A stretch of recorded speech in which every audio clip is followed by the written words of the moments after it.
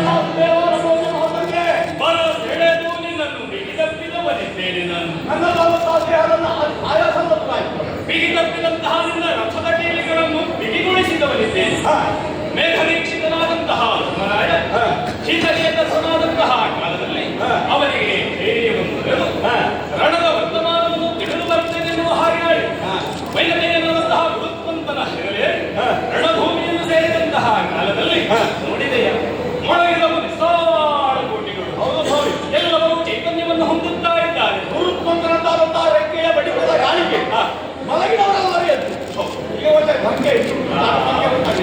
ನಾವಂದ ಬಳಿಗೆ ಚಿಂತಿಸುವಂತಹ ಅವಶ್ಯಕತೆ ಇಲ್ಲ.